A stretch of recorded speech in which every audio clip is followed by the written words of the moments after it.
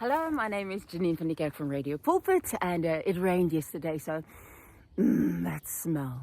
Look at this. I fell yesterday. My knees look worse. It was sore. And I thought to myself, yeah, that's life, huh?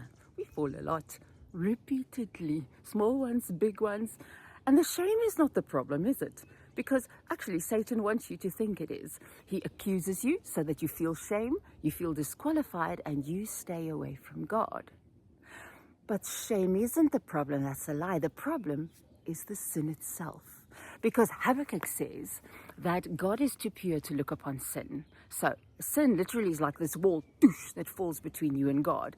And suddenly you feel like you're on the outside in the dark, looking in through the lit window at that happily family having dinner together, and you're on the outside.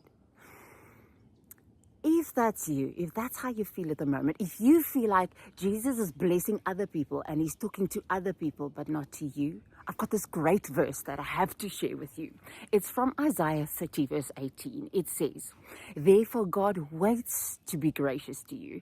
He exalts himself to show mercy to you. God is a God of justice. Blessed are those who wait for him." See him sitting on the front of his throne, leaning forward. Why? Because the whole point of while you're on earth is your relationship with Jesus Christ. Of course he wants to get rid of the sin.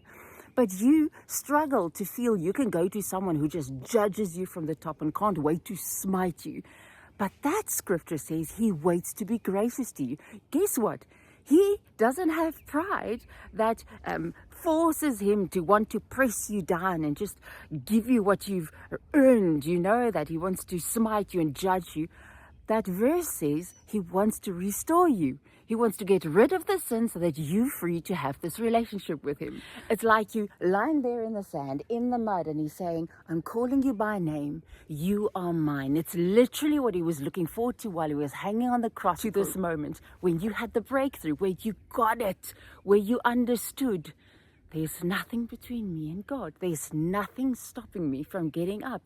He's got this. He's on my side. He wants to set me free so we can go on with our relationship. He's literally standing over you, reaching out his hand saying, "Come on, let's try this again."